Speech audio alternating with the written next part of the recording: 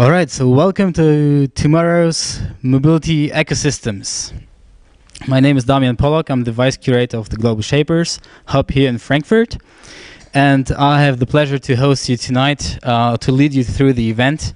The hosts are GTEC, Equinix, and a New Mobility World. So thank you very much for having us here and for hosting us. Before I get started, just a remark: we have refreshments, so please help yourself throughout the event. We have sweets without sugar, but still healthy, and a buffet. So please help yourself throughout the event. We aim to finish at around 9. So after that, we move over to the networking session, and then obviously it's going to be more free. But please help yourself throughout the event. We will be having an interesting event, I can say this. We have a packed program. We're going to move swiftly through this, so no Q&A throughout the event. Please keep all the questions towards the end, so we can get into the Q&A session much more in private and much more dynamically.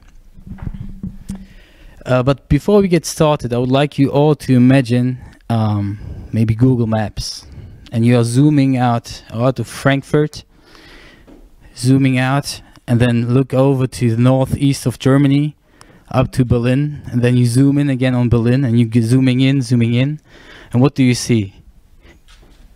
Eventually you see the Alexanderplatz, Kurfürstendamm.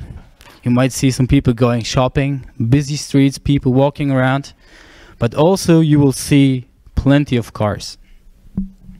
And on an average day in Berlin, you would see 60,000 cars driving at this very moment where you zoom in into Berlin.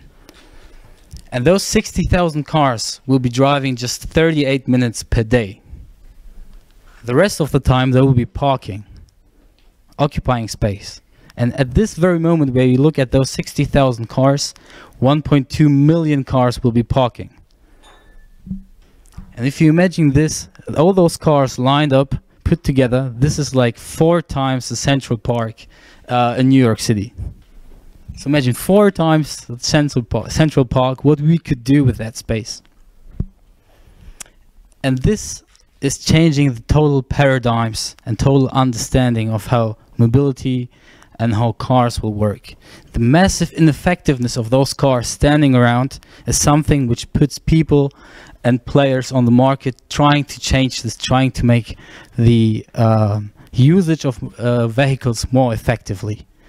And this precisely is the reason why we are all here.